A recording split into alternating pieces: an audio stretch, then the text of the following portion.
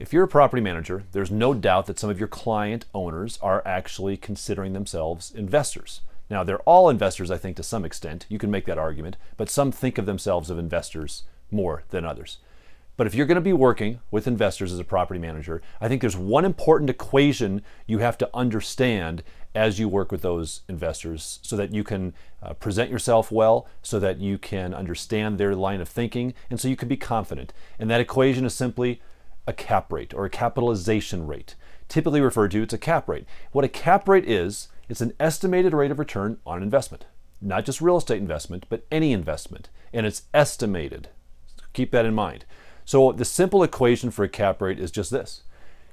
It's our net operating income. That means our gross income minus expenses. That gives us our net. So our net operating income divided by a cap rate equals the value of the property. Now, if you go all the way back to 6th grade math, you recall that if you know two equations or two numbers in any equation, you can solve for the third. So if you know the value and you know the cap rate, you can calculate the NOI. If you know the NOI and the value, you can calculate a cap rate.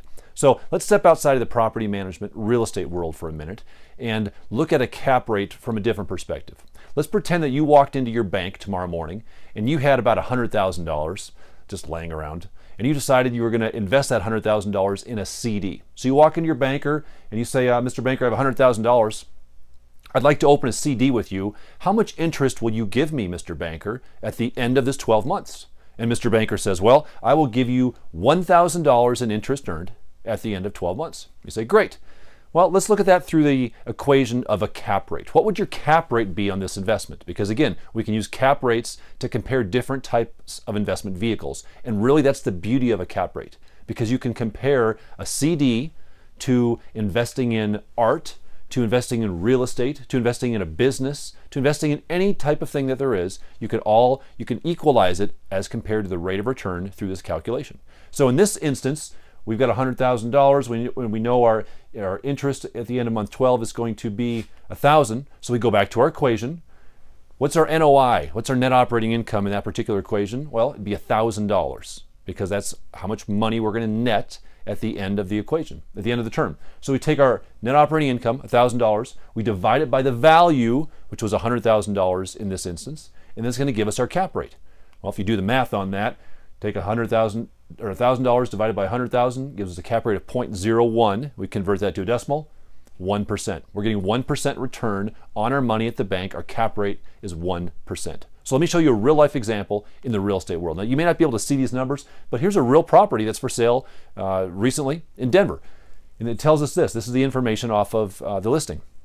It's a fourplex. It's listed for $699,000. Tells us the price per unit, how many units, it's multifamily, and it tells us the cap rate of 6.52%. Now, it doesn't even tell us in the listing information the income that this property will generate. It tells us the cap rate, it tells us a sale price, but it doesn't tell us the income. Well, I kind of want to know the income if I'm thinking of buying this or if I'm presenting this to my client. So we go back to our equation. NOI divided by cap rate equals value. Well, what did we know in this scenario? We don't know the NOI. We're trying to calculate that net operating income. We do know the cap rate was 6.52%, and we do know the value was $699,000. So to solve it, we simply take our cap rate, convert it to a decimal, multiply it times our value. It's going to come up with $45,000. So we now know that this property is estimated to generate $45,575. Now, here's an important thing to remember as it relates to cap rates. What normal, an important part of a real estate deal, does the cap rate not take into account? What do you think? Well, if you answered the mortgage or the loan payment, you're correct. When you're calculating net operating income, the mortgage payment, the loan payment is irrelevant as specific to that question.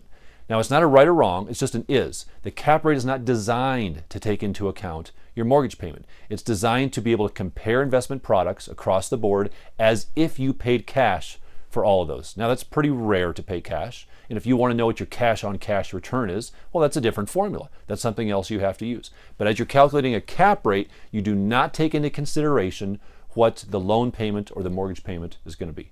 One more question. What intangible but also important part of a real estate deal does the cap rate take into account? Risk.